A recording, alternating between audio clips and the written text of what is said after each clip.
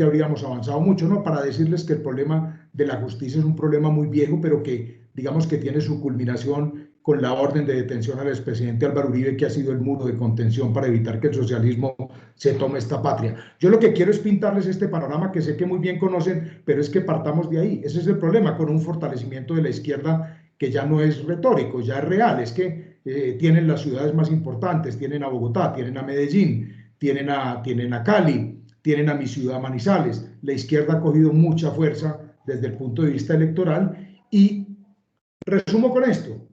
No es el peligro de que la izquierda se tome el país en el 2022. No es solo la izquierda. Son todas esas fuerzas políticas que no les interesa el país, que lo que les interesa es el poder. En eso se identifican con la izquierda, la extrema izquierda, la guerrilla, los narcotraficantes.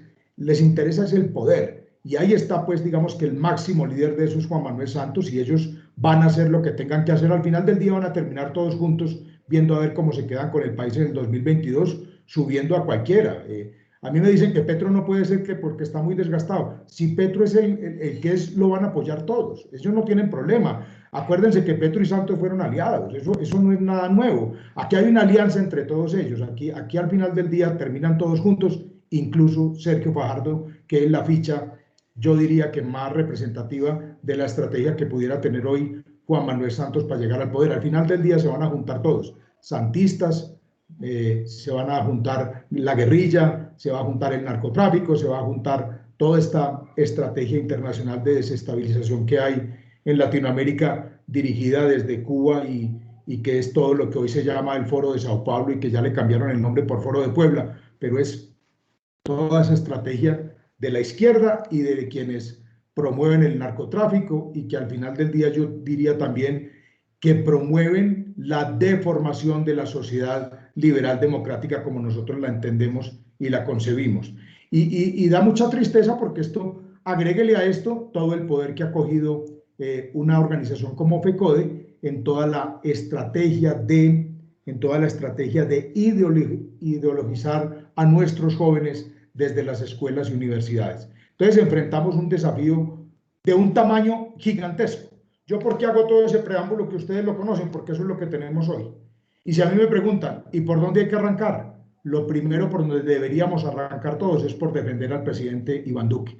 No puede ser que nosotros los que votamos por el presidente Iván Duque, los que defendemos la democracia, los que defendemos la libertad, hoy le estemos... Uno puede tener diferencias con el presidente Iván Duque, pero uno no puede desconocer que es un hombre decente, transparente y que ha tratado de cumplirle al pueblo colombiano las promesas de campaña. Entonces, como yo sé que tengo hasta las 12, yo hago una tarea que a veces a la gente la hago permanentemente, que es contarle a los colombianos. Yo esto se lo dije al presidente Iván Duque hace 15 días que tuve la oportunidad de estar en el Palacio de Nariño con él. Le dije, presidente, hay un problema muy grave. Usted ha hecho mucho y no ha contado. Y me dice, hombre, ¿por qué? Y le dije, hombre, porque hay temas fundamentales, estructurales que usted ha querido cambiar del país que la gente no conoce, porque yo en la Comisión Quinta, siendo presidente de la Comisión Quinta en el periodo anterior, por ejemplo, temas tan importantes como los de la transformación estructural de la agricultura en Colombia, ningún senador de la Comisión Quinta sabía que el gobierno llevaba un año trabajando en eso. Entonces, si los senadores de la Comisión Quinta, que es el sector agropecuario, no sabían de eso, pues ¿por qué van a saber los ciudadanos? Y le dije, aquí hay un problema muy grave de comunicación. Yo me voy a remitir rápidamente a compartir con ustedes lo que yo considero han sido logros muy importantes del presidente Iván Duque para al final decirles qué considero yo que es lo que deberíamos hacer para evitar que en el 2022 esa alianza que tanto daño le podría hacer a nuestro país, pues logre el poder en el 2022, que finalmente es el enorme desafío. Terminando con que para mí el tener al presidente Álvaro Uribe hoy privado de la libertad y que ya logró el primer objetivo, que era sacarlo del Senado. La gente no ha medido la dimensión de lo que significa sacar al presidente Álvaro Uribe del Senado de la República. Yo que he estado con él y he tenido el privilegio de ser uno de los 8 colombianos que lo ha acompañado en el partido durante estos 6 años, pues yo puedo decir lo siguiente. tener a un hombre como el presidente Álvaro Uribe en el Senado de la República es usted tener ni más ni menos al senador más importante de la historia de este país, pero tenerlo hoy en esta dificultad permanentemente dándole luces al Senado de la República, defendiendo su legado, defendiendo estas ideas y con el respeto tan importante de las grandes mayorías al interior del Senado de la República por el presidente Álvaro Uribe. Ese logro ya lo tuvieron, lo hicieron renunciar obligadamente para ir a buscar garantías judiciales. Entonces ya le hicieron un daño enorme a la democracia, independientemente pues del daño que se le hace al Partido Centro Democrático, pero a través del Partido Centro Democrático a los demócratas del país, que sabemos que tenemos en el presidente Uribe el gran líder que ha evitado que el país se lo tome el socialismo. El daño ya lo hicieron, es un daño gigantesco. Yo he dicho que el presidente al final del día podrá recuperar la libertad, recuperar además su honra y por supuesto el reconocimiento de la historia del enorme legado, pero el daño ya lo hicieron. Solo sacándolo del Senado le han hecho un gran daño a la democracia y le han hecho un gran daño a nuestro partido y le han hecho un gran daño al país. Eso no lo podemos perder de vista y creo que es el punto final de una estrategia muy bien diseñada por Juan Manuel Santos desde 2010, seguramente desde antes.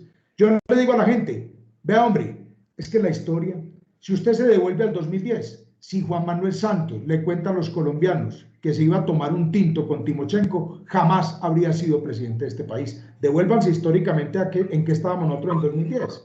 Jamás habría sido. Entonces el engaño fue enorme, fue de un tamaño gigantesco. Y bueno, y todo lo que les he contado y que ustedes muy bien conocen. Entonces, en estos 2 años del presidente Iván Duque hay cosas que hay que rescatar, que son muy importantes y que vale la pena que nos dediquemos todos a contar. Pues, obviamente el primero tendrá que ser el mismo gobierno que lo cuente de manera más, digamos que más oportuna y que tiene que tener una estrategia mucho mejor diseñada, porque de alguna manera, si ustedes me preguntan a mí, uno tendría que reconocer que antes de la pandemia el presidente Iván Duque tenía muy poquita, digamos que el apoyo era muy bajito.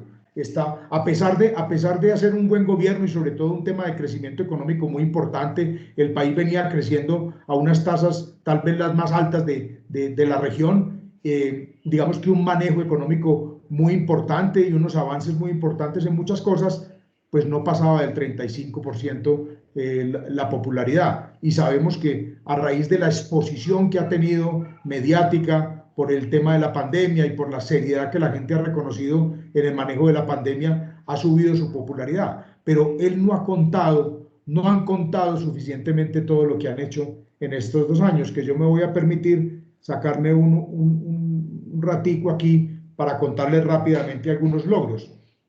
Todo dentro de los 3 pilares de su programa de gobierno y de lo que prometió en campaña, que son legalidad, emprendimiento y equidad.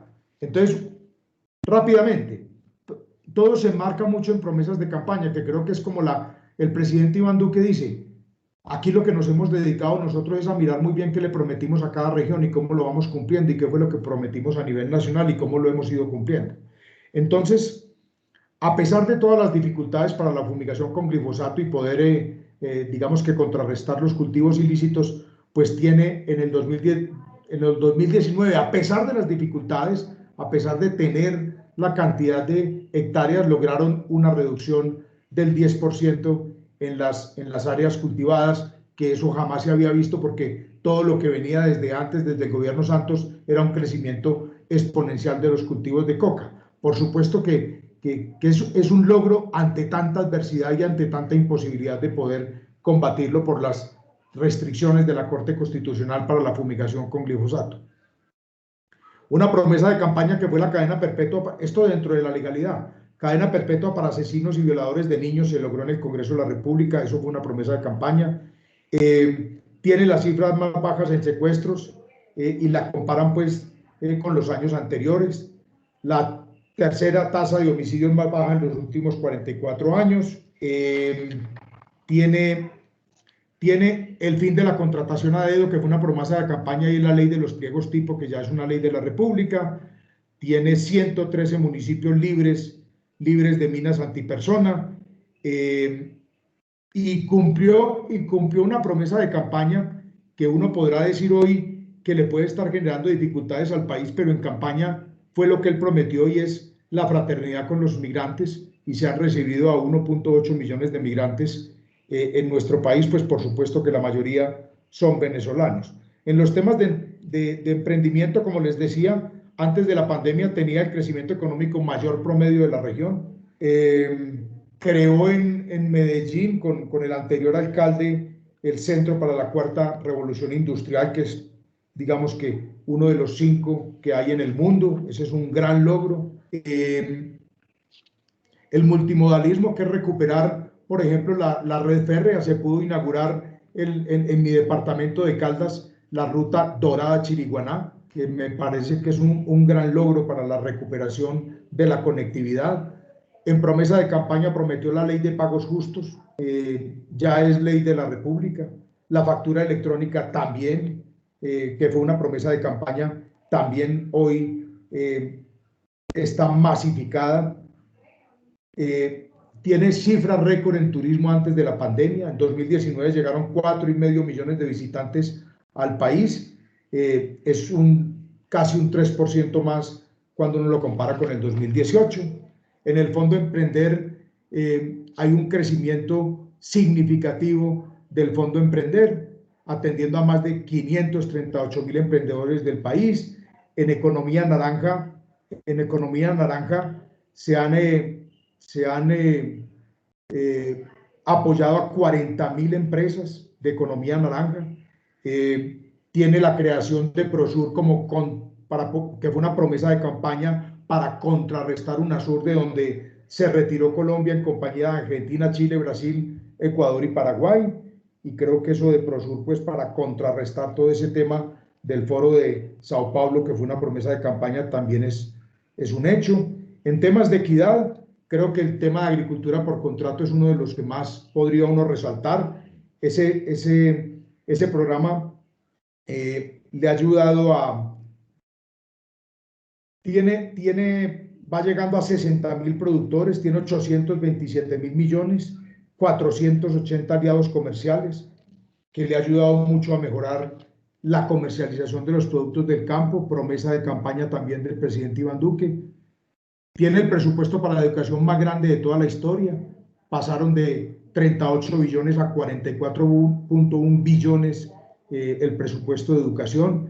Tiene 116.787 jóvenes en generación E, que es digamos que una modificación de la anterior ley, anterior programa de educación, que le entregaba la posibilidad a jóvenes de estratos bajos de poder estudiar gratuitamente en universidades privadas y públicas del país. Un programa que fue también bandera de su campaña, jornada única y de doble titulación. Pues por supuesto que esto en la emergencia, en la pandemia, tendrá dificultades, pero más de 1.1 millones de niños y niñas, que son el 16% de la matrícula, ya están en jornada única, que es un gran anhelo de lo que debería ser la educación de nuestros jóvenes, promesa también de campaña. El programa de adulto mayor tiene 185.000 nuevos cupos, que es tal vez una de las dificultades más grandes que tiene en temas de equidad este país, beneficiando ya vamos llegando a 1.7 millones de adultos mayores. En agua potable y saneamiento básico, en estos 2 años, 1.400.000 colombianos han accedido a acueducto y saneamiento básico que no lo tenían antes. El programa de Familias en Acción se ha incrementado de manera significativa, lo mismo que Jóvenes en Acción. En atención integral a niños y niñas, tiene una cosa muy importante, y es que antes este programa era para niños menores de 2 años, ahorita es para niños menores de 5 años, pudiendo ampliar la cobertura de los programas de nutrición. Eso va llegando ya a 5.600.000 niños con el PAE. Otra promesa de campaña, que era permitir que las juntas de colegios, juntas de padres de familia, pudieran hacer seguimiento a los programas de atención escolar. Es una ley de la República que ya está funcionando, que fue también promesa de campaña. Y en temas, por ejemplo, ambientales, el de transición energética, pues es ni más ni menos que el más grande que ha tenido la historia del país. ¿Por qué? Porque la apuesta es a que nosotros, cuando termine el gobierno del presidente Iván Duque, podamos tener 2.500 megavatios de capacidad instalada. Esto es 50 veces más que la capacidad instalada en 2018. Esos son energías eólicas, energía solar, y digamos que esto posiciona a Colombia como el país de América Latina con mayores avances hacia la transición energética. Ya subió 9 posiciones en el índice de transición energética del Foro Económico Mundial, pasando del 34 al 25. En los rostros de la nueva energía también se ha llegado a 33.000 nuevas familias que pudieron acceder a la energía que antes no la tenían. Tiene unos logros importantísimos en reactivación de las vías 4G que estaban en un 80% paralizadas en el gobierno anterior. 29 proyectos de 4G están ya contratados, 24 están en plena ejecución. Y digamos que de esos proyectos de 4G, 13 se encuentran ya con un porcentaje superior al 50% y tiene logros tan importantes como culminar un desafío tan grande como fue el túnel de la línea que lo acaban de inaugurar. Yo recuerdo haber acompañado al presidente Iván Duque con un convenio, un contrato de 600.000 millones de pesos. Lograron terminar el túnel de la línea que lo empezó a hacer en el gobierno del presidente Álvaro Uribe, el exministro, que en paz descanse, Andrés Uriel Gallego, pero que en el gobierno de Juan Manuel Santos, digamos que se paralizó y tuvo todo tipo de problemas. Un proyecto tan importante como ese, pues vale la pena resaltarlo. Eso es ni más ni menos que la obra de infraestructura más grande que se ha hecho en este país. En temas de reforestación tiene unos resultados extraordinarios. Tiene una meta de 180 millones de árboles nativos para el 2022 y para restaurar cerca de 300.000 hectáreas. Recordemos que en Colombia se están deforestando 200.000 hectáreas al año. La gente, cuando yo hablo de esta cifra, me gusta mucho contarle a la gente qué son 200.000 hectáreas. Yo, como soy agrónomo, pues digamos que más o menos entiendo que son 10 hectáreas, 20, pero cuando uno le hablan de 200.000, eso es mucho. Entonces les hago una comparación. El municipio del Quindío, el departamento del Quindío, tiene 180.000 hectáreas. En Colombia se deforestan 200.000 hectáreas al año. ¿Eso qué quiere decir? Un poquito más que el departamento del Quindío se está deforestando al año. Esto tiene mucho que ver con el narcotráfico, con la minería ilegal y bueno, con todo este problema que estamos enfrentando y que se recrudece cada día más. Pero además, cuando hablamos de 250.000 hectáreas, entonces recuerden que lo que tiene este país sembrado en coca es casi 1,5 departamentos de Quindío. A pesar de eso, les decía yo que tenía una reducción del 10%, pero también tiene un incremento en las áreas protegidas del país, que es un gran logro. El Sistema Nacional de Áreas Protegidas está conformado por 1.342 áreas protegidas. Se han incrementado en un 30% en estos 2 años del gobierno del presidente Iván Duque. Bueno, aquí hay muchos más ítems, pero yo estoy ahí como hablando de los más importantes. Es como para hacer digamos que para contarles que hay logros muy importantes en estos 2 años del presidente Iván Duque y de este gobierno. Y yo creo que no valdría la pena detenerse uno mucho en las medidas durante la pandemia, pero yo creo que el fortalecimiento, ha habido un gran fortalecimiento del sistema de salud. Creo que todo lo que ha ocurrido a través del manejo de la pandemia lo reconocen todos los colombianos como un manejo, digamos que muy serio del gobierno frente a la emergencia que ha tenido que soportar el país. Se creó un programa de ingreso solidario que beneficia a 3 millones de hogares que no reciben ninguna transferencia del Estado. A través de los recursos del Fondo de Mitigación de Emergencias, 25.5 billones se han fortalecido las acciones de protección a la población más vulnerable con giros adicionales a los programas de Familias en Acción, Jóvenes en Acción, Colombia Mayor. Prosperidad Social ha dispersado incentivos por 2 billones de pesos a Familias en Acción, medio billón de pesos a Jóvenes en Acción, 200.000 millones para devolución de IVA, tercer giro del programa que inició el 15 de julio. Digamos que de manera muy responsable el gobierno ha enfrentado, sobre todo para que no tengan, digamos, no sea una emergencia donde puedan tener hambre las familias colombianas, 4.800.000 canastas alimentarias, 81.000 canastas especiales para niños y niñas en riesgo de nutrición, 8.000 toneladas de bienestarina. Bueno, hay unas cifras para uno decir que al final del día han hecho un gran esfuerzo por ayudarle a la gente más vulnerable del país, como tiene que ser, y lo ha hecho el programa de la primera dama de la nación, ya va llegando al 1.000.000 de canastas alimenticias en un programa que se llama Ayudarnos hace bien. En el plan de alivios al ICETEX han priorizado a 80.000 jóvenes en condición de vulnerabilidad, a los alivios de servicios públicos, aplazaron facturas de acueducto, alcantarilla, aseo para suscriptores de estratos 1 y 2, financiando a 36 meses con 0% de interés. Suscriptores de estratos 3 y 4 también recibieron beneficios, que va llegando casi a 10 millones de hogares colombianos esos beneficios. Reconexión al servicio de acueductos, las cifras pues son también muy importantes, van llegando a 350.000 reconexiones, beneficiando a más de 1 millón de colombianos. Ahorita hace como unos 15 días me tocó la presentación del subsidio directo para acueductos rurales, es una cosa completamente nueva, pero ayudarle también a los campesinos. Son más o menos 2 millones de habitantes de las zonas rurales que se van a terminar beneficiando con esto. 200.000 subsidios para compras de vivienda, subsidio a la nómina, que ha sido un gran programa y que lo ha prolongado el gobierno para poderle ayudar a las empresas, para proteger el empleo. Ese subsidio es el 40% del salario mínimo para pago de nóminas. Se han girado 1.7 billones y se ha contribuido al pago de la nómina de 2.4 millones de empleos en el país. Eso pues un resumen rápido de lo que uno pudiera decir son los logros. ¿Qué es lo que pasa?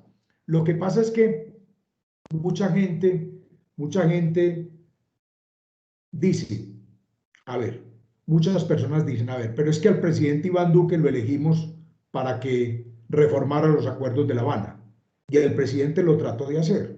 El problema es que, digámoslo como es, digámoslo textualmente, no se olviden ustedes quienes apoyaron los acuerdos de La Habana. Todos, oigan esto, todos los partidos políticos menos el Centro Democrático. Todos apoyaron el acuerdo de La Habana, todos. ¿Y quiénes habían en el Congreso? Pues los mismos partidos políticos.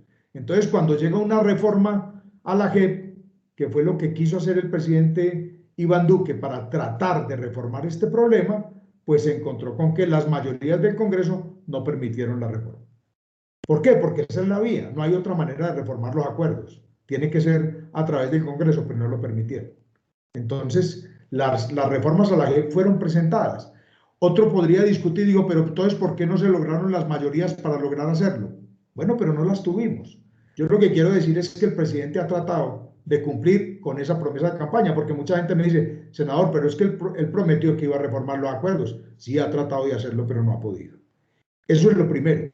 Y lo segundo, pues claro que lo que viene al lado de esto es toda la batalla contra el narcotráfico. Y yo les decía, yo no he visto una intervención más profunda y más seria sobre la importancia de la fumigación con glifosato para poder contrarrestar los cultivos de coca en el país, como la que hizo el presidente Iván Duque en la Corte Constitucional. Yo lo acompañé. Es magistral. Eso por ahí está subido en YouTube. Yo le recomiendo a cualquiera que quiera conocer sobre este tema que mire esa disertación del presidente Iván Duque. Pero ¿qué hacemos pues si la mayoría de la Corte Constitucional las terminó conformando Juan Manuel Santos de sus 8 años de gobierno con gente muy cercana a él que está de acuerdo con todos estos problemas de legalización del cultivo, de apoyo a los acuerdos de La Habana y que ideológicamente pues digamos que tienen maniatado al gobierno nacional para poder fumigar?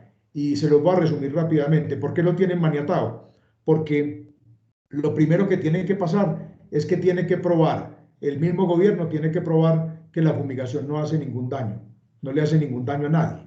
Esa es la primera, digamos que la primera condición que ponen. La segunda, que sería que están los acuerdos de La Habana, porque esto es acordado. O sea, la fumigación se para dentro de las negociaciones de La Habana, pues porque por supuesto ese es el gran negocio que hay detrás de esto. Al final del día la historia dirá por qué tanta gente que apoyó esto lo apoyó, sabiendo la vagabundería que son los acuerdos de La Habana? Pues porque es el cartel de narcotráfico más grande que hay en el mundo y esos son las millonadas de dólares que debieron haberle pasado a todo el mundo que apoyó esto para que lo apoye. La historia lo dirá. Yo no tengo cómo probar que le entregaron maletas de dólares a nadie. Yo eso no lo he visto, pero no hay otra explicación. Entonces, claro, tenían que blindar el negocio del narcotráfico y ese es el gran servicio que le ha prestado Santos al narcotráfico en el mundo. Por eso hablan todo el día de legalización de la droga y del consumo. Hombre, sin vergüenza, eso no se puede hacer. Usted para legalizar la droga tiene que pasar eso por Naciones Unidas. Es que la lucha contra el narcotráfico no es el cuento de este país. Nosotros tenemos firmados convenios desde 1962 en la lucha contra las drogas, que es un crimen transnacional. Entonces uno no puede salir unilateralmente a decir que Colombia, que es uno de los 3 países que produce coca, porque eso es otra cosa que la gente no sabe, es que coca no producimos sino en Bolivia, Perú y Colombia, no más, no hay ninguna otra parte. Entonces usted no puede salir unilateralmente a decir que va a legalizar la droga aquí. Eso es una carreta de ellos que están tratando de ver a ver cómo meten ese discurso para poder ir alivianando todo el tema de lucha contra el narcotráfico en Colombia, que prácticamente lo que termina con las posiciones de la Corte es legalizándolo, porque lo otro es que dentro de los acuerdos de La Habana terminan diciendo, es que usted, lo último que como gobierno puede hacer es pensar en fumigación, usted tendría que demostrar que no puede erradicar manualmente y que no le puede dar a esos campesinos una posibilidad de cultivo alternativo.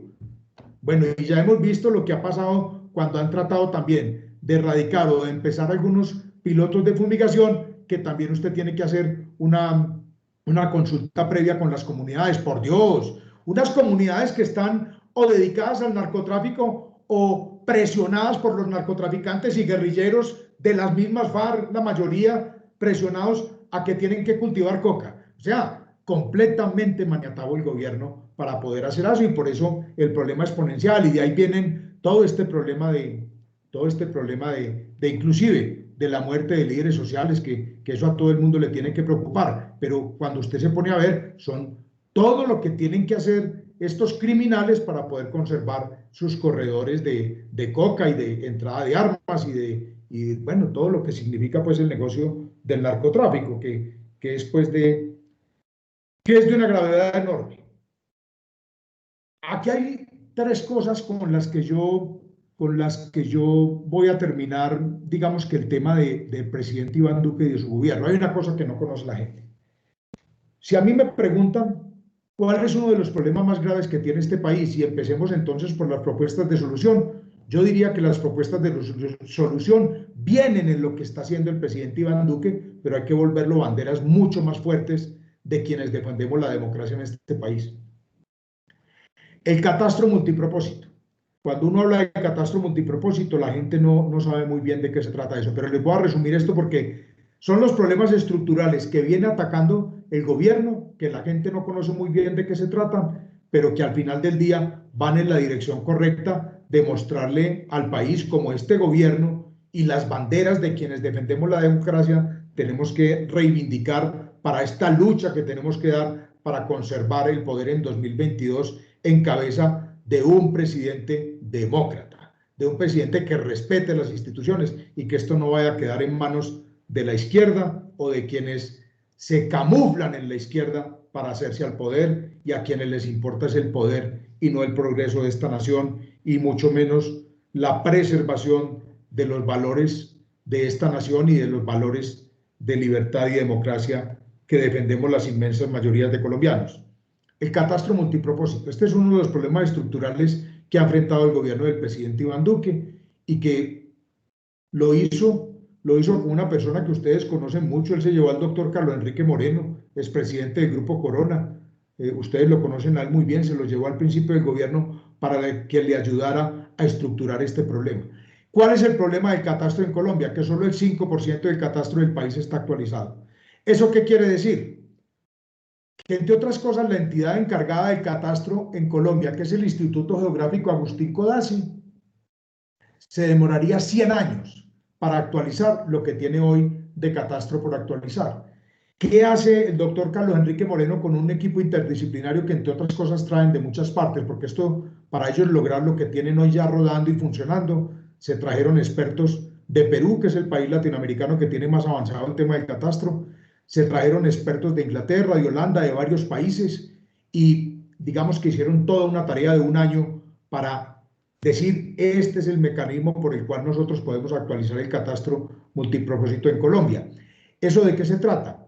Se trata de, bueno, ¿y qué hicieron con esto? Pues primero se consiguieron 150 millones de dólares que ya estaban gestionados, pero que estaban paralizados del Banco Mundial y del Banco Interamericano de Desarrollo, empréstito que fue firmado ya por el presidente Iván Duque, plata que ya está lista y digamos que este catastro multipropósito ya lo están implementando. ¿Cuál es la idea? Que en 2 años que termine el gobierno del presidente Iván Duque, el 60% de este catastro colombiano esté actualizado. ¿Qué quiere decir el catastro multipropósito? Que cada metro cuadrado de suelo colombiano se sabe de quién es, para qué es y para qué sirve y para qué lo utilizan. Esto tiene unas implicaciones desde el punto de vista, digamos, de la hacienda pública, pues súper importante. Les voy a poner un ejemplo. La ciudad que tiene más actualizado el catastro en Colombia se llama Barranquilla, y esa es una de las razones por las cuales Barranquilla es una de las ciudades que más ha crecido en Colombia, porque saben exactamente cada predio en qué está, para qué sirve y en qué lo tienen. Entonces, si usted se va a un municipio de Colombia, usted podría ver que el catastro está tan desactualizado que, por ejemplo, solo el 25 o 30% de los predios pagan impuestos. El resto no se sabe ni siquiera que existen. Eso para temas urbanos. Pero para temas rurales, que es donde tenemos las dificultades más grandes en el país, eso hay que reconocerlo, y digamos que la gran apuesta de este país debería ser al desarrollo agroindustrial por el potencial enorme que tiene, pero no se nos puede quedar en un discurso, eso se tiene que ir a la realidad, y para eso hay que invertir, y en lo primero que hay que invertir es en el catastro multipropósito. Cuando usted tiene cifras como las de Boyacá, donde el 80% de los campesinos no tienen títulos prediales, no tienen título. Si usted no tiene título, ¿usted cómo hace para...? Bueno, pues para negociar la tierra es imposible, pero ¿cómo hace para acceder a créditos? Asistencia técnica no tiene cómo. Entonces la informalidad en el sector rural colombiano es toda, y de ahí buena parte de los conflictos y las dificultades para desarrollar el campo colombiano. El catastro multipropósito va en esa línea de poder inclusive legalizar las tierras y toda la tenencia de la tierra en Colombia, pero también el tema multipropósito es que dirá exactamente para qué sirve la tierra. En esa tierra, ese piso térmico, con esas condiciones de suelo, ¿usted qué puede cultivar allí? ¿Para qué es que sirve ese suelo de verdad? Y también pues va a limitar muy bien las cotas, por ejemplo, de explotación minera en los páramos o protección de cuencas. Bueno, es todo un desafío, pero hay un problema estructural que está atacando el gobierno del presidente Iván Duque y que es uno de los grandes problemas estructurales que tiene nuestro país, y lo viene atacando el presidente Iván Duque de manera muy importante. Esa es una bandera que hay que tener permanentemente y contarla permanentemente como logro de un tema de equidad. O sea, eso es un tema de equidad, eso es un tema de seguridad, eso es un tema de finanzas públicas, es un tema estructural de nuestro país que está enfrentando este gobierno de muy buena manera, y creo que eso hay que resaltarlo. Otro problema. ¿Cómo les parece a ustedes que desde el gobierno del presidente Álvaro Uribe, es decir, desde 2010, en los últimos 10 años, esta cifra la gente no la cree, nunca en el presupuesto de la nación ha habido un solo peso para vías terciarias? ¿Por qué el tema de vías terciarias es tan importante? Porque el desarrollo del campo depende del desarrollo de las vías terciarias, de la transitabilidad de las vías terciarias. Entonces, hemos hecho inversiones muy grandes en 4G, que me parece que es muy importante, pero hemos descuidado el tema de vías terciarias. Prueba de ello, en los presupuestos, en los últimos 10 años no ha habido un solo centavo en inversión. Y cuando ustedes preguntan, oiga, ¿y qué es eso de las vías terciarias? ¿Cuántas vías terciarias hay? No se sabe, no hay un inventario. El INVIAS dice que puede estar entre 120 y 140.000 kilómetros las vías terciarias de Colombia. Lo que se sabe es que más del 80% están en mal estado. Este gobierno va a invertir en los próximos 2 años 2 billones de pesos en vías terciarias. Pero lo que hay que hacer es digamos que este gobierno que está haciendo un esfuerzo, porque las vías terciarias, ¿de quién depende el mantenimiento? De los municipios y departamentos. Y usted se va entonces a un municipio como Samaná, el departamento de Caldas. Es un municipio gigantesco, limita también con Antioquia. Gigantesco, con un presupuesto que apenas le da para medio pagar su nómina y algo de inversión que va a tener para poder tener sus vías terciarias en buen estado. hay una gran dificultad para el desarrollo, digamos que en términos de equidad y desarrollo del campo colombiano. Pues no tienen con qué invertir, los departamentos no invierten mucho, no Antioquia, que ha hecho grandes esfuerzos y tiene grandes resultados. A mí me impresionó mucho que yo voy mucho a Medellín y un día me invitó el presidente y fui con él y fuimos a ver la rendición de cuentas del anterior gobernador de Antioquia y había hecho unas inversiones enormes en vías terciarias. Ustedes, pues digamos que Antioquia es ejemplo en muchas cosas y en esto de catastro multipropósito también. Por supuesto que es el departamento más desarrollado que hay en Colombia, pero no se puede comparar. No se puede comparar porque ustedes han tenido cosas que hoy han empezado a perder, como lo de empresas públicas de Medellín, que sería importante de pronto hablar un poquito de eso también, que me parece gravísimo. Gravísimo. Ustedes han logrado una cosa importantísima que es empresas públicas y de qué manera han podido manejar lo público, conservarlo y hacerlo eficiente para que cada alcalde llegue el 1 de enero a Medellín y encuentre ahí un cheque de un poco más de 1 billón de pesos para que invierta en desarrollo social. Eso es una maravilla y eso no lo tienen sino ustedes. Pero el problema del país es bien distinto a lo que uno puede vivir en Antioquia, porque, pues vuelvo y lo repito, ustedes han sido muy organizados con el tema público y eso les ha ayudado mucho. El otro problema es que, digamos, reconocer que el presidente Iván Duque va a invertir 2 billones de pesos en vías terciarias, que es muy importante, pero hay que hacer un esfuerzo mucho mayor en el discurso que hay que empezar a tejer ahorita sobre el tema del catastro multipropósito. Y el otro tema, para mí son 3 ejes, el otro tema es el de la conectividad. Si algo ha dejado esta pandemia es lo que estamos haciendo nosotros hoy. Hoy nos podemos reunir nosotros aquí y antes yo habría tenido que ir a Medellín, ustedes desplazarse de su casa hasta el salón del hotel o del sitio que hubieran conseguido. Eso había sido un problema. Hoy nos conectamos todos desde la casa aquí tranquilos, muy fácil. La conectividad tiene que volverse una bandera muy grande. Debería uno apostarle a cobertura total del país, de todo el país, en Internet de alta velocidad, porque ahí está la gran transformación de este país. Es cómo poderle llevar Internet a todos los colombianos. Hoy hay enormes dificultades. Mire, yo en este momento estoy en Bogotá. Estoy en un apartamento que está en la 72 con Circunvalar y aquí hay dificultades de Internet. Hoy no nos ha molestado. Estoy diciendo una cosa que es verdad, pero en estos días estaba entre Manizales y Chinchiná en otro sitiecito y se me caía el Internet cada momentico. Imagínese usted a 10 minutos de Manizales y a 5 minutos de Chinchiná y se le cae el Internet. Oiga, y yo estoy hablando del eje cafetero. Entonces, ¿cómo será pues el campo colombiano y el resto? Pues tenemos enormes problemas de conectividad. Y si algo ha dejado esta pandemia, si uno puede decir una cosa positiva que dejó la pandemia, es que aceleró el uso de la conectividad como una gran herramienta para el desarrollo y la transformación de la sociedad.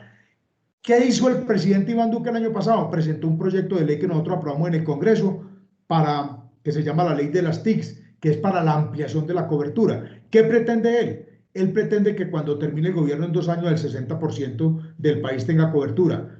¿Qué es lo que hay que hacer? Que esto no se puede quedar en esas cifras. El presidente Iván Duque, así se lo hice saber hace 15 días, debería apostárselo todo a este tema de conectividad.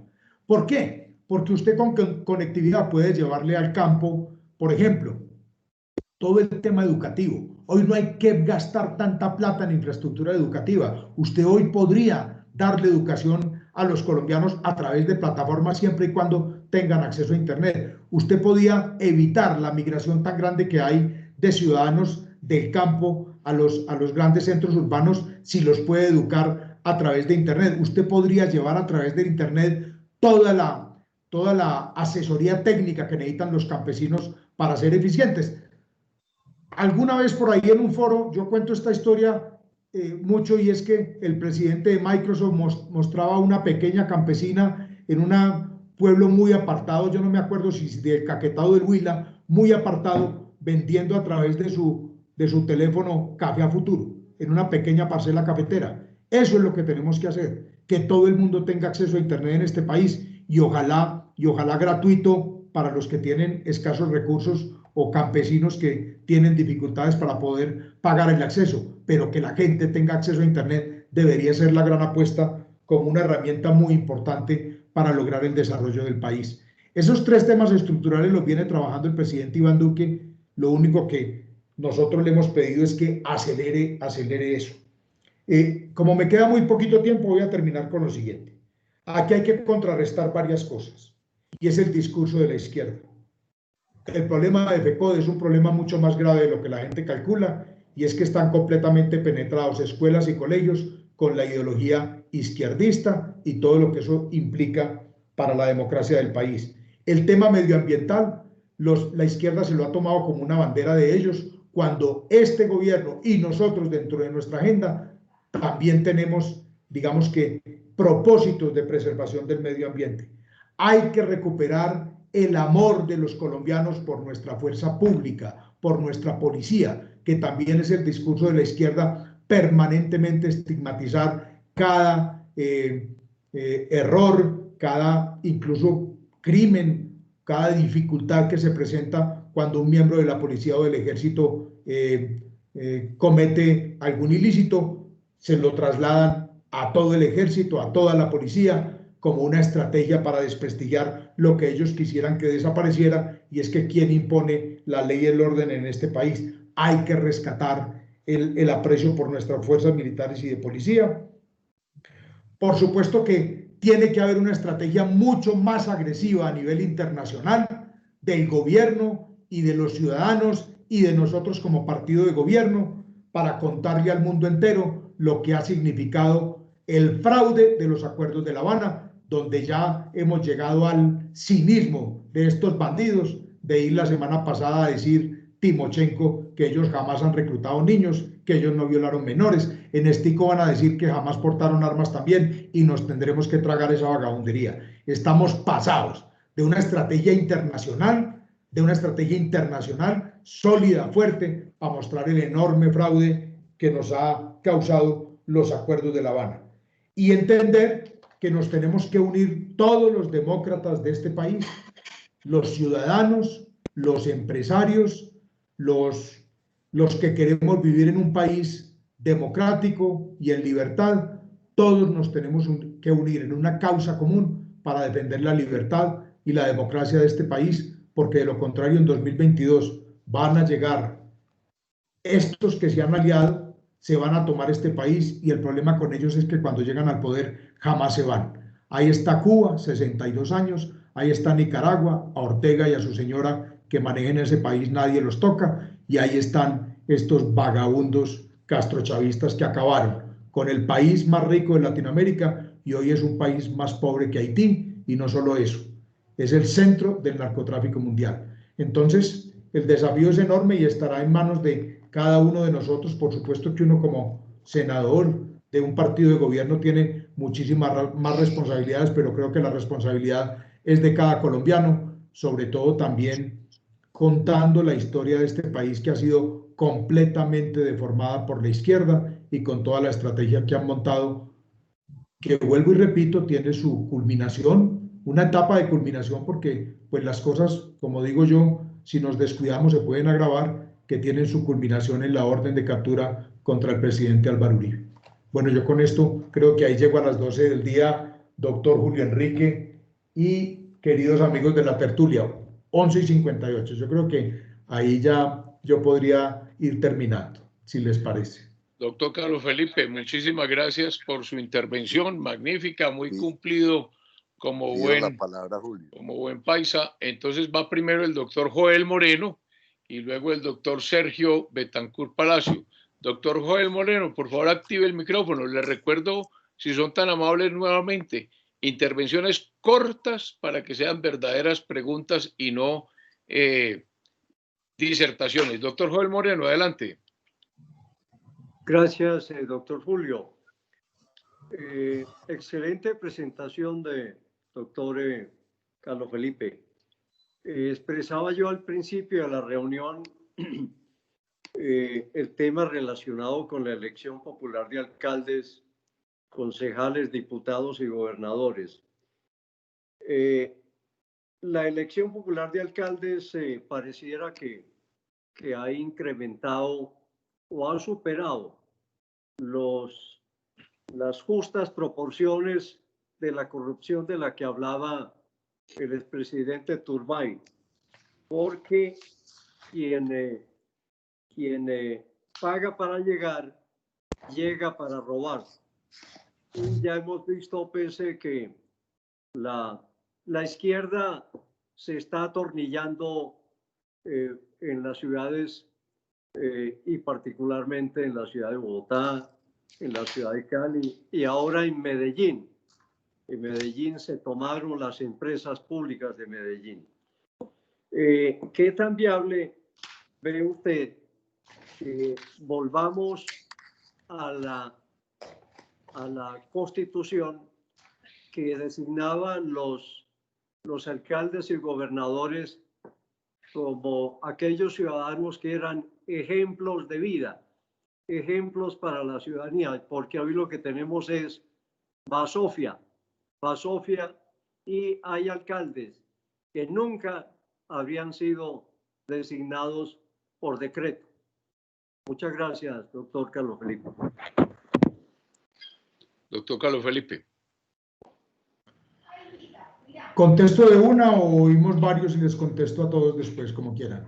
Yo creo, bueno, si quiero, digamos también la del doctor Sergio Betancur y contesta a esas dos si es tan amable. Doctor Sergio Betancur, adelante. Prende el micrófono, Sergio. Sí. Sergio, ya, perfecto, adelante. Muy importante la charla del senador Carlos Felipe, a quien por estos lares lo tenemos como un activo senador y líder en sus batallas que está dando en el Congreso, que lo hemos visto desde hace varios años. La pregunta mía es, con este comentario, en una reunión que tuvimos de la tertulia con el doctor Álvaro Uribe, nos dijo una frase que usted también echó a rodar ahora. Le estamos pidiendo al presidente Duque que haga más. Esa fue una frase que usted echó y que echó el doctor Álvaro Uribe.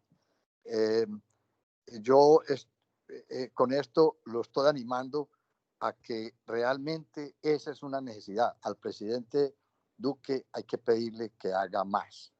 Y yo le propondría que le hablen, los que le hablan al oído, que comunique más, tanto como ha venido comunicando con la pandemia, pero en el año y medio que estuvo fuera de pandemia, comunicó poco y creo que una exigencia que el pueblo, y hoy más que nunca, le puede tener a un presidente tan demócrata como el que tenemos y que el pueblo vea en él un líder verdadero y un demócrata que nos ayude precisamente a que en el año 22 no suceda lo que estamos pensando.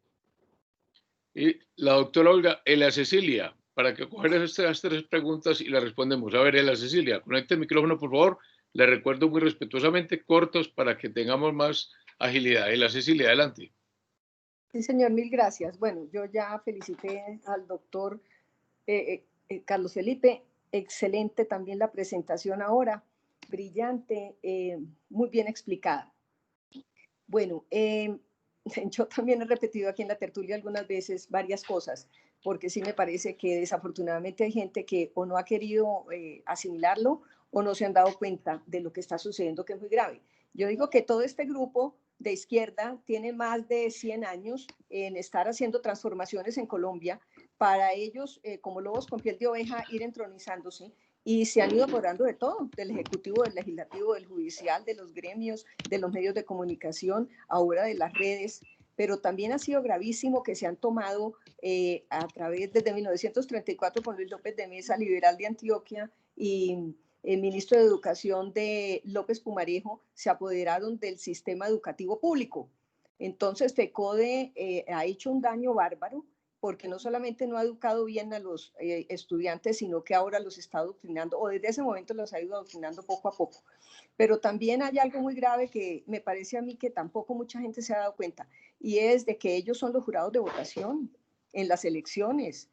Nosotros en muchísimas ocasiones vimos grandes trampas y las denunciábamos y morían. A mí me parece que nosotros como derecha nos tenemos que preparar muchísimo más en ese tema para evitar que sucedan esas cosas, porque trabajamos durísimo en muchos campos, pero no tristemente en defender el día de las elecciones. ¿Qué opina usted, doctor Carlos Felipe? ¿Qué hacemos? Y por otra parte, ¿cómo hacemos? Debería haber una manifestación gigantesca, inmensa, enorme, para hacer que liberen al presidente Uribe. Gracias, Ela Cecilia. Entonces tenemos, doctor Carlos Felipe, 3 preguntas. Una, la basofia de los alcaldes que se han elegido, que yo no creo que todos sean basofia. Fíjese que Federico Gutiérrez no es basofia. Nos guste o no nos guste Sergio Fajardo, tampoco es basofia. Peñalosa tampoco es basofia. O sea, pero bueno, queda planteado pues el tema del doctor Joel, lo del doctor Sergio Betancur sobre el tema de la comunicación a la que usted también se había referido y el tema de FECODE de la Cecilia. Adelante, doctor Carlos Felipe. Pues yo diría que el doctor Joel lo que está es interpretando lo que representaba la política hace unos años, donde no solo la política, la misma rama judicial, es decir, los poderes públicos estaban en manos de la gente más prestante. Yo creo que él se refiere es más a eso, porque por supuesto que en términos democráticos volver a la elección popular, a la elección no popular de alcaldes y gobernadores, pues digamos que eso digámoslo con toda sinceridad, eso es un imposible. Lo que sí hay que hacer es una gran reforma a la justicia, porque cuando usted tiene problemas como el cartel de la toga, cuando usted tiene problemas como el cartel de la toga tan graves, que es que los magistrados de la Corte Suprema de Justicia, con nombre propio ya hoy, judicializados, el uno se fue y se exilió por allá en el Canadá, cuando usted sabe, vea, hay 2 problemas gravísimos de corrupción que se los quiero compartir. Y de esto no es que hable mucho la gente, yo esto lo he dicho en el Senado de la República varias veces. 2 problemas que son el iceberg de la corrupción en Colombia, que es a lo que se ha referido el doctor Joel. El primero, el cartel de la toga. No es posible que usted tenga en la máxima autoridad de justicia unos magistrados que se dedicaron a vender fallos y se enriquecieron de manera ilícita. Es una vergüenza. Y el otro, el escándalo de Odebrecht. Hoy hay expresidentes del Perú, 2 de ellos, 3 de ellos. Hoy está el expresidente de Brasil. Hoy hay expresidentes latinoamericanos. Kuczynski en Perú estaba ejerciendo cuando lo sacaron de la presidencia por el escándalo de Odebrecht. Es decir, ese monstruo de Odebrecht que se recorrió por toda América Latina haciendo y deshaciendo, si en algún país hizo daño fue en Colombia y está completamente impune. ¿Saben qué es lo grave de lo que yo les estoy diciendo? No son los 2 casos, que de hecho son muy graves. ¿Cómo es que la Corte Suprema monta un cartel y cómo es que Odebrecht se roba unas elecciones? ¿Sabe qué es lo grave? Lo grave es que ¿sabe por qué nos dimos cuenta de eso aquí? Por la justicia americana. Eso la gente no lo ha dicho, yo lo he dicho en el Senado. ¿Por qué fue la justicia americana? Les voy a recorrer la historia rápidamente.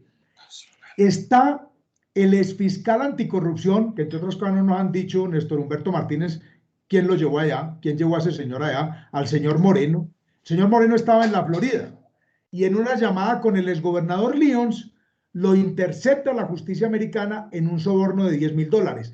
Por eso es que nosotros conocemos el escándalo del cartel de la toga y el escándalo de Odebrecht. Si no, jamás la justicia colombiana lo habría develado ni lo habría investigado. ¿Por qué razón? Porque está involucrada más gente de la que todo el mundo calcula. No es solo Santos, no es solo Santos. Es más, hay empresarios muy importantes involucrados en todo ese escándalo de Odebrecht. Entonces, cuando usted tiene semejante escenario de corrupción, este país necesita una profunda reforma a la justicia, profunda. Cuando usted tiene esas 2 cosas y al presidente Álvaro Uribe, por motivos políticos, privado de la libertad, usted tiene el peor escenario posible de esta sociedad. Eso es lo que nosotros estamos enfrentando. El peor problema que tiene Colombia es la ausencia de justicia que deriva en impunidad y corrupción. Ese es el gravísimo problema que tenemos. ¿Qué hay que hacer? Pues una enorme cruzada. Seguramente nos tendremos que ir a un referendo para tratar de cambiar esa realidad que estamos viviendo con la ausencia de justicia que tiene la JEP, pues digamos que la otra arandela, que es una justicia hecha al acomodo y amaño de los criminales más grandes que ha tenido este país para que puedan pasar impunemente. Eso es a lo que se refiere usted, doctor Joel. ¿Cómo hacemos nosotros para que los políticos? Yo lo he dicho muchas veces, hombre, Si aquí hubiera algo de justicia, lo primero que harían era investigar los patrimonios nuestros, qué es lo que nosotros tenemos. Yo he dicho, arranquen conmigo, busquen a ver yo qué tengo. Llevo 18 años haciendo política, miren a ver qué tengo. Y si alguna cosa de la que tengo no puedo probar dónde viene, se llama enriquecimiento ilícito y me voy para la cárcel. El día que desfilen 10 o 20 políticos, alcaldes, gobernadores, ministros, senadores, representantes a la Cámara, que se enriquecieron de manera ilegal, que son así, porque aquí dicen que una campaña vale, dizque 6 o 7 mil millones, si una campaña vale 6, 7 mil millones para llegar al Senado de la República, usted al Senado no puede llegar sino a robar, porque entonces, ¿qué? ¿Cómo hace usted? Pero como eso no lo investigan, como si no investigan lo grande, pues ¿qué van a investigar lo otro? Entonces tenemos un fenómeno de impunidad que tiene esta sociedad en un enredo de un tamaño gigantesco, y el enorme desafío será hacer una gran transformación y reforma a la justicia. Más de 30 reformas se han presentado en el Congreso de la República y ninguna pasa por el poder que tienen las Cortes sobre los congresistas. Entonces, pues mire usted la impunidad de los señores magistrados de la Corte Suprema de Justicia, no tienen quien los juzgue. ¿Por qué? Porque eso es esa misma vagabundería que hay en la Cámara de Representantes, donde unos políticos son los que tendrían que judicializar a estos señores y nunca ocurre. Entonces tenemos un tribunal pues de impunidad al interior del Congreso de la República, regalito que dejó la Constitución del 91. Con el tema de...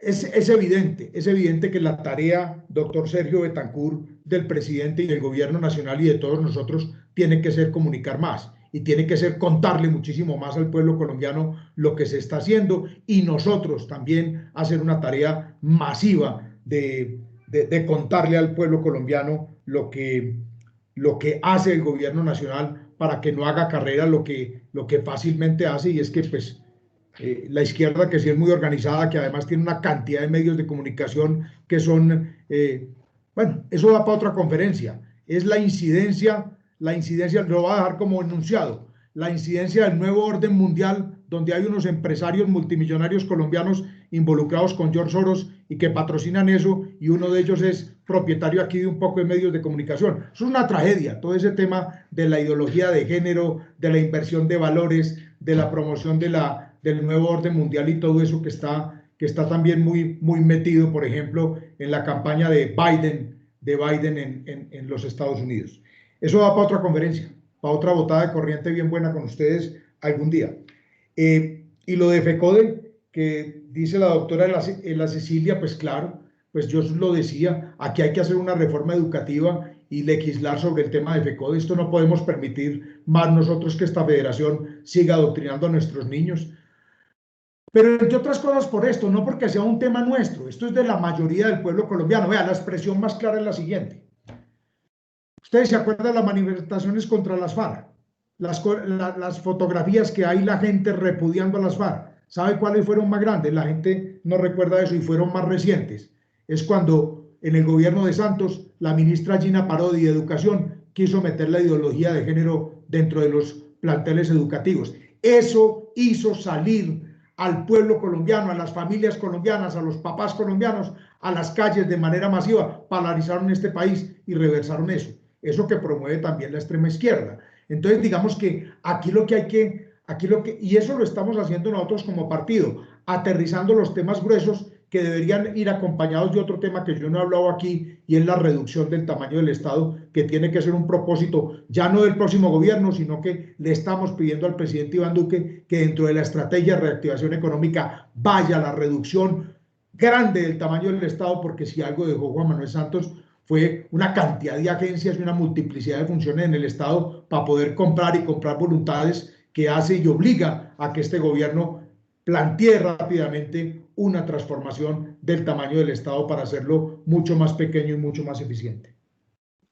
Y lo de la marcha que viene al presidente Álvaro Uribe, por supuesto que hay que seguir marchando, pero digamos que tiene que ir acompañado de una estrategia que yo espero, doctora de la Cecilia, que rápidamente esa estrategia que se está armando, que va encaminada a este tema de la libertad del presidente Álvaro Uribe, que yo creo que se la van a dar pasado mañana, yo creo que él queda libre pasado mañana, pero todo el tema de la manifestación ciudadana y cómo se tiene que empoderar la ciudadanía de de defender los valores democráticos y de defender las ideas de transformación que se van a proponer. Yo creo que eso está muy próximo a que se haga público y que venga la estrategia de las grandes manifestaciones, ya no para contrarrestar también lo que propone Petro, que es el gran líder del desorden y del caos, que lo ha mostrado muy bien en esto que ha pasado en Bogotá y a lo largo de su criminal carrera política. Pues por supuesto que somos nosotros los demócratas de este país los que tenemos que salir a marchar para defender nuestros valores, porque no los podemos dejar a ellos solos en la calle haciendo y deshaciendo, y nosotros desde nuestras casas o desde nuestros micrófonos simplemente sentando posición. Por supuesto que nos tenemos que tomar las calles, en eso estamos completamente de acuerdo. El doctor Gerardo Gil pidió la palabra y luego la doctora Lina Gómez Vázquez. Doctor Gerardo Gil, adelante, prenda el micrófono. Muy buenas tardes, doctor Julio, a todos los contertulios, al senador Carlos Felipe Mejía, muchas gracias por su excelente disertación. Yo, pues, como economista, sé de la importancia. Voy a hacer una pregunta básicamente referente al tema de mineros, los grandes proyectos mineros en este momento en el país, y sobre todo a un proyecto allá en la región de Santander, que es Santurbán, y a un proyecto minero que es en el suroeste de Antioquia, el famoso, pues, distrito minero. Yo como economista, pues, y ciudadano, pues yo entiendo, y abogado además, que la minería es una actividad de importancia nacional, pero estamos frente a unos proyectos que realmente las comunidades no aceptan. Es como lo que uno va recogiendo, y más, pues, en el caso, pues, como antioqueño, en el tema del suroeste de Antioquia, donde tenemos amigos, pues, de diferentes, de nuestro partido, en personas, pues, muy allegadas, y que no comparten estos proyectos, precisamente porque sabemos de que hay cierta actividad minera que lo que hace, y está demostrado, no pagan, la regalía no es suficiente en este tipo de explotaciones, los efectos son negativos frente al medio ambiente, frente a la calidad de vida, etcétera. Entonces, y hemos visto que hay otros partidos que han venido, digamos, tomando ya banderas, y lo toman como bandera política, inclusive, pues, entrar a liderar foros y demás, pues, frente a estos temas. Yo básicamente, pues, sabiendo talante y el liderazgo del senador, pues, Carlos Felipe Mejía, me gustaría saber un poco, o que nos hablara un poco de cómo ve esos proyectos. Uno entiende que la nación necesita recursos y demás, pero hay veces cuando uno balancea la relación costo-beneficio, no alcanza lo que ingresan por esos proyectos a compensar los impactos. No es suficiente. Eso básicamente, y también cómo entonces, porque a uno lo llaman, ¿cierto? Digo específicamente estas zonas de Antioquia, donde cómo entrar a establecer agendas dentro de la democracia y demás para entrar en estos procesos, porque la comunidad necesita democráticamente defensa, porque yo, pues, que entiendo, y yo trabajé en el INCODER, yo fui director del INCODER en Antioquia, cuando el presidente Uribe fue presidente, y ahí vendría la otra pregunta. Planteamiento. Yo sé del catastro multipropósito, hoy trabajo con la alcaldía de Medellín, y uno sabe que fortalecer el catastro es fundamental. Hay 4 departamentos que tienen catastro descentralizado, 4 ciudades, Medellín, Bogotá, Cali, Barranquilla. El catastro multipropósito hay que arrancarlo, ya el senador daba las razones, y muy suficientes además, pero hay que arrancarlo y no esperar que se va a hacer todo el censo de una vez, o sea, todo lo que la aplicación del catastro multipropósito, empezar a aplicarlo por partes, por fases, porque es fundamental. El presidente Uribe, inclusive en su momento, cuando estuvimos allí, se avanzó mucho en la titularización de baldíos, de lo que era, digamos, la formalización de la propiedad. Entonces, el segundo mensaje es liderar esto desde ahora, que esto realmente no esperar que el catastro multipropósito haga todo de una vez. Pero me gustaría mucho que el senador Carlos Felipe, que nos hablara un poco frente a esos proyectos mineros y cómo los ves y cuál es como su posición, porque realmente a mí ese tema me preocupa, y muy especialmente, pues, acá en el suroeste de Antioquia. Muchas gracias. Feliz tarde. Doctora Lina Gómez, para que conteste el doctor Carlos Felipe. Doctora Lina.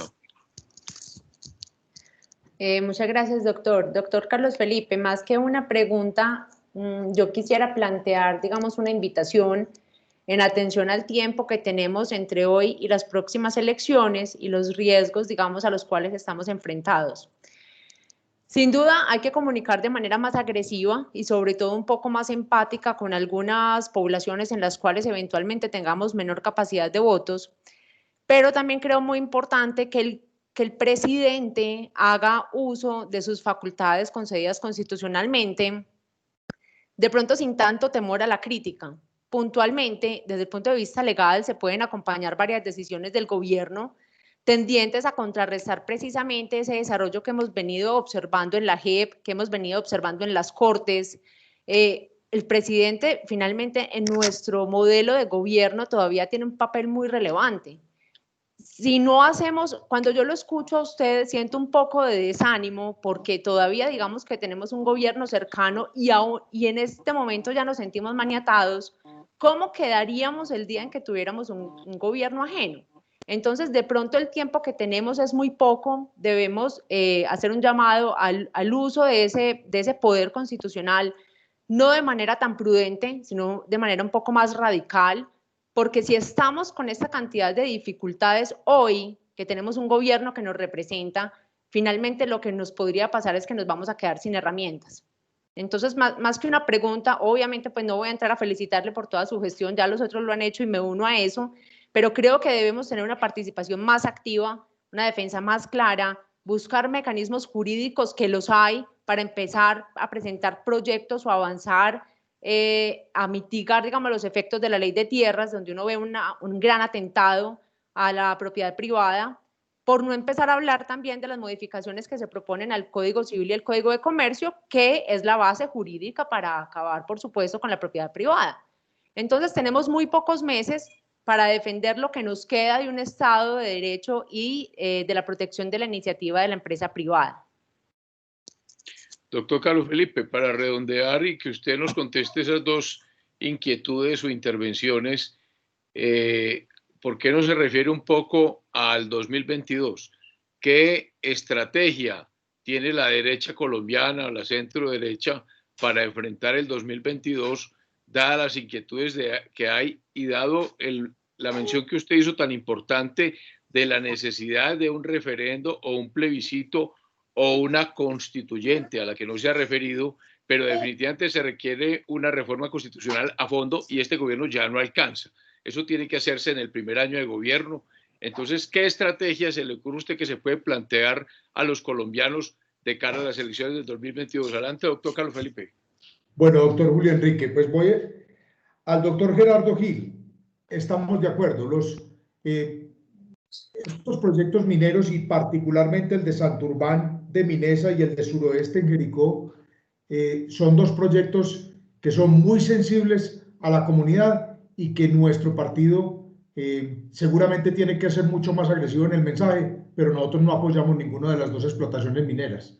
Yo no sé si en mi partido públicamente el Centro Democrático ha tomado posición sobre el tema del suroeste, pero yo he expresado mi posición y el presidente Álvaro Uribe también, y yo sé que la senadora Paola Holguín también lo ha hecho, y yo creo que en términos generales el partido no está de acuerdo con la... Yo inclusive he estado en Medellín, donde le he dedicado mucho tiempo a que me expliquen exactamente de qué se trata el proyecto, y tengo, pues digamos que estudiado el tema de la explotación que se pretende hacer en el suroeste antioqueño, y nosotros no compartimos por los efectos que tiene sobre la región y por la preocupación de los habitantes, que nos parece de la mayor importancia. Y lo del páramo de Santurbán, pues eso sí, digamos que no tiene ninguna posibilidad, porque creo que en eso hay unanimidad creo que en todos los partidos políticos.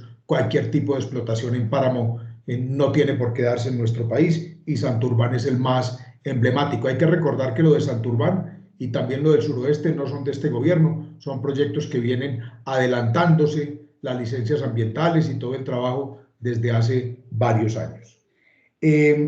Por supuesto, doctor Gerardo, el catastro multipropósito, como usted bien lo dice, aquí lo que necesitamos es que se acelere el proceso y que rápidamente, que en eso compartimos completamente, hay que acelerar el proceso. Y la doctora Lina Gómez hacía más que una pregunta, un planteamiento general de preocupación, para culminar con lo que me dice el doctor Julio, que podría ser digamos que el cierre de esta intervención. Yo lo que creo que tiene que hacer el presidente Iván Duque es liderar un gran acuerdo nacional. Esto no lo podemos hacer nosotros solos. como centro democrático. Yo creo que todavía quedan muchos demócratas en los partidos políticos en el país, en el Partido Conservador, en un sector del Partido Liberal, en un sector del Partido de la U. Están todos esos grupos de Colombia Justa Libres y de Mira que también apoyan propuestas democráticas y de respeto por la libertad.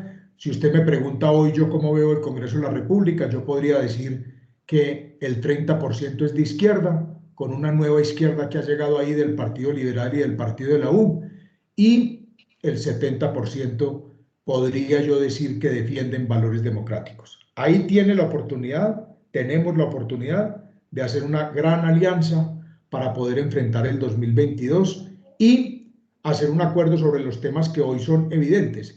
Es que lo del acuerdo de La Habana, imagínese usted ya a ese sinvergüenza de Santos salir esta semana casi que a proponer el arreglo del problema. Como quien dice, sí, esto ha sido una vagabundería, camine yo voy y arreglo lo que yo mismo dañé, para salir el mañana pues como el salvador del país. Ese es un bandido. Pero ese ejercicio, ya digamos que hay conciencia suficiente hoy en muchos congresistas y en muchos partidos políticos del fracaso y el enorme fracaso de los acuerdos de La Habana. Creo que hay cómo hacer un acuerdo. Y también eso tendría que llevar a un acuerdo sobre la reforma política, porque no puede ser una iniciativa solo del Partido Centro Democrático, no nos alcanza. A nosotros no nos alcanza, esto tiene que ser una alianza y tendría que involucrar, por supuesto, a amplios sectores de la vida civil, es decir, a empresarios, a campesinos, a agremiaciones. Aquí hay que liderar un gran proceso de transformación de nuestra nación de cara a la circunstancia que estamos viviendo y que es evidente. Aquí ya no son especulaciones, es la evidencia de lo que estamos viviendo, de lo que hemos revisado hoy con ustedes y que cada uno conoce y que seguramente tiene preocupados también no solo al Centro Democrático, sino a otros partidos políticos y muy preocupada la ciudadanía colombiana, que al final del día estaría de acuerdo en una gran cruzada para transformar las instituciones. ¿Por qué no puede ser una Asamblea Nacional Constituyente? Porque los tiempos no dan.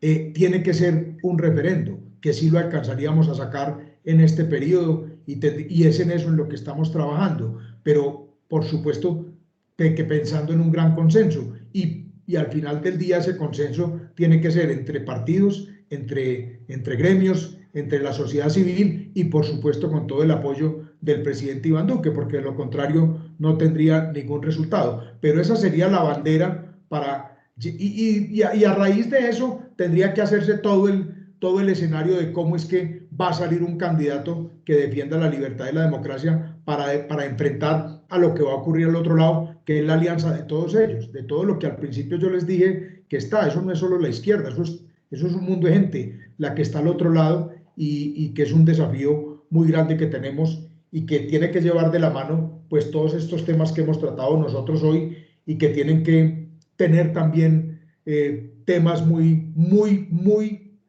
puntuales de cómo es la reactivación económica del país después de la pandemia que arrojan los resultados. El ministro ya decía que valía 315 billones el costo de la pandemia. Eso es el presupuesto de un año de esta nación. La cifra de desempleo superando valores del 25%. Es una gran tragedia la que hay que enfrentar. Pues por supuesto que tiene que ir un programa de reactivación muy claro.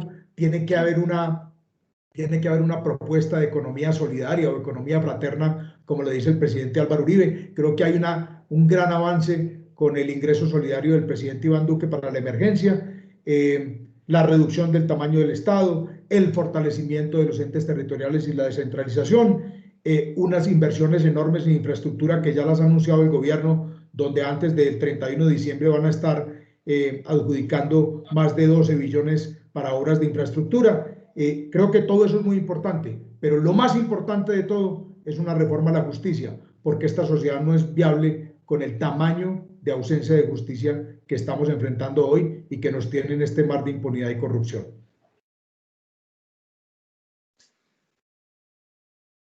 Bueno, una última intervención que creo que quiere hacer el doctor Daniel Villegas. Daniel Villegas, ¿usted quería intervenir? Sí, señor. Adelante, doctor Daniel, para hacer la última intervención de la tarde. Gracias. Doctor Carlos, el tema es muy pragmático. Es un hecho cierto que el presidente Iván Duque ha hecho un gran gobierno, pero he tenido un mal esquema de comunicación. Eso es una verdad y a puño. En segundo lugar, la premisa número 1 de todo gobierno es conseguir que su sucesor gane las elecciones. Nada nos ganamos con hacer un excelente gobierno, presentar un catálogo de realizaciones como la que usted ha hecho, si perdemos las elecciones. Y las elecciones, todos sabemos en política, yo tuve la suerte también de estar 2 periodos en el Senado de la República, solamente se ganan en forma emocional, y más en un país tan golpeado como vamos a quedar después de esta pandemia. De tal forma que yo creo que solamente conseguimos ganar las elecciones si armamos un bloque político inmensamente grande, y el epicentro de él está en el Senado de la República, así esté muy desacreditado el Senado de la República. Creo que el presidente Duque no puede seguir pasando de fino sin hacer unas inmensas alianzas en el Congreso de la República para conseguir que el candidato que salga de esa alianza, que no necesariamente tiene que ser del centro democrático, pero sí un hombre del centro o de la derecha del país para que defienda las instituciones, sea respaldado por las enormes fuerzas políticas que se pueden coordinar en el Congreso de la República y conseguir una presentación emocional. Y la presentación emocional creo que está por el lado del empleo. El país va a quedar supremamente deteriorado con unos indicadores de más del 20% de desempleo. Y el empleo se consigue, como lo hizo el presidente Roosevelt, a través de las grandes obras civiles del país, especialmente en temas como las carreteras terciarias, etcétera, no las grandísimas obras que obviamente que hay que hacerlas, por supuesto que sí, pero se demoran mucho para realizarse. Y entonces sí hay que plantearlas, pero hay que empezar a hacer obras pequeñas, rápidas, que vinculen mucha población.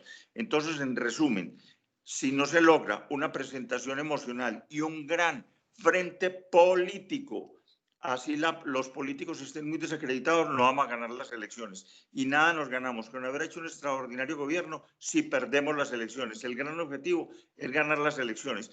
Entonces yo le invito a usted a que nos diga si es posible elaborar de verdad, a través del manejo del presidente Duque, sin dárselas de muy refinado, un gran acuerdo político, pero de verdad, para ganar las elecciones, y un trabajo dedicado a la consecución de empleo, que es la que puede generar los votos que necesitamos para ganar las elecciones, porque de lo contrario podemos hacer libros de las obras del presidente Duque, a quien respaldamos, apreciamos y queremos, pero no se conseguirá ningún resultado efectivo si no ganamos las elecciones. Bueno, doctor Carlos Felipe, entonces cierre ya usted con esa pregunta e intervención del doctor Daniel Villegas Díaz. Muchas gracias. Pues doctor Daniel Villegas, usted me da la posibilidad de cerrar esta conversación con ustedes de la mejor manera, porque usted resume todo ahí en lo que acaba de decir, que yo comparto en su totalidad, pero también le quiero decir algo, es en eso en lo que estamos. Eso que usted acaba de decir es en lo que estamos, pero con una ventaja, que las elecciones no son dentro de un año. El presidente Iván Duque le faltan 2 años todavía. Entonces, todo el recorrido de reactivación económica post pandemia, que es la estrategia que usted plantea, eso lo puede hacer este gobierno y lo va a hacer este gobierno. Entonces, no solo es con un discurso, sino que son los hechos de este gobierno los que pueden llevar a que nosotros no perdamos esas elecciones. Por supuesto, con un consenso como lo plantea usted y en el que estamos trabajando. Eso cuente con que en eso estamos, pues. Yo no conozco el detalle de cómo irán los avances a la fecha, ni nada de eso, pero sí sé que se está trabajando en lo que usted plantea, que es en un gran consenso alrededor de cómo nos podemos unir todos frente a lo que significa el 2022, y estamos de acuerdo en que es en cabeza de un solo candidato que represente a todas esas fuerzas y nos pueda llevar fortalecidos a esa contienda del 2022. Y cuando usted dice que la bandera tiene que ser la del empleo formal, estamos completamente de acuerdo. Esa es la primera bandera.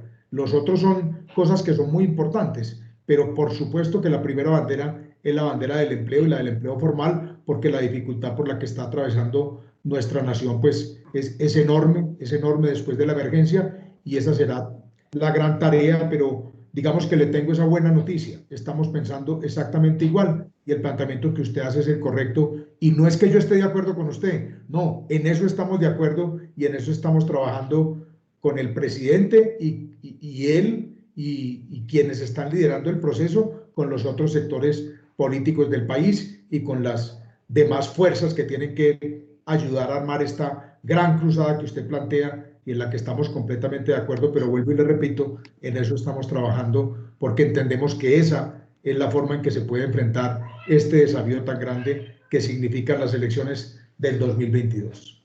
Bueno, doctor Carlos Felipe, para cumplirle a usted, le agradecemos muchísimo su magnífica intervención, decirle que esta es su casa, cuando usted quiera venir a compartir las consideraciones que a bien tenga, pues tiene los micrófonos abiertos. Aquí hay un grupo de personas absolutamente inquietas, preocupadas por la situación política, económica, social, cultural y ambiental del país, tema ambiental al que usted se refirió en varias oportunidades.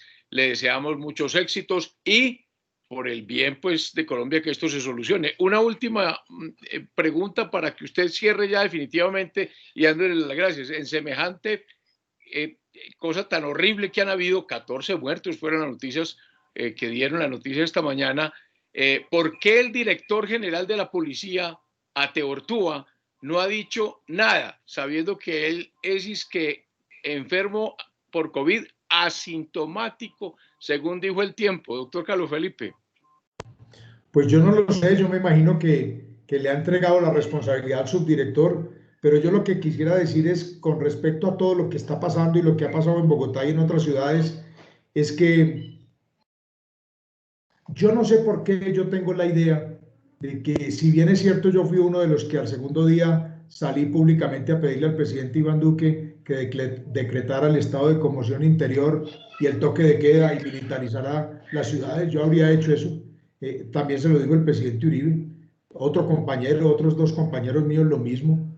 De todas maneras, independientemente de lo que uno pueda juzgar del manejo de eso, a mí me da la impresión de que han quedado en evidencia estos sinvergüenzas de la izquierda y estos alcaldes de izquierda que manejan nuestras ciudades hoy, han quedado en evidencia de la perversa alianza que tienen con la extrema izquierda y con todos esos bandidos que tanto daño le han hecho a nuestras ciudades en estas manifestaciones.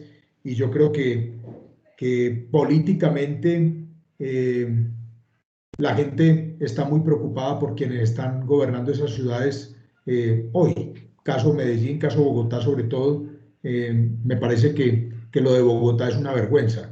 Es una vergüenza que una alcaldesa salga a criticar a la Policía Nacional cuando ella es la jefe de la policía en el distrito y no diga absolutamente nada sobre los vándalos y sobre los criminales del ELN y la FARC, patrocinados por Gustavo Petro y por todos estos tipos que patrocinan la extrema izquierda, y por Santos, que predijo inclusive las manifestaciones en unas declaraciones que le dio al colombiano. Yo denuncié eso en el Senado de la República. Todos estos tipos están felices con todo este vandalismo que es lo que ellos promueven, pero yo creo que la gente también va sacando conclusiones de lo que significan estas alcaldías de izquierda, que son un desastre, y ustedes lo están viviendo en carne propia en Medellín. Entonces, con eso cerraría y pues no le contesté exactamente lo que me preguntó doctor Julio, pero me imagino que el director de la policía pues sentirá que está convaleciente y le entregó la responsabilidad al subdirector. Sería lo que yo le podría decir, porque no sé, yo tengo muy buen concepto de él. Me parece que simplemente delegó la función por un problema médico. Bueno, le agradecemos muchísimo sus consideraciones. Muchas gracias por su tiempo. Vuelvo a reiterarle que este es su espacio. A ustedes, muy amables por su presencia. Nos vemos dentro de 8 días, que tenemos como invitado especial al doctor Juan Carlos Pinzón, exministro de Defensa. Entonces, que tengan buena tarde. Muchísimas gracias y buena semana. Muchas gracias. A todos ustedes, muchísimas gracias.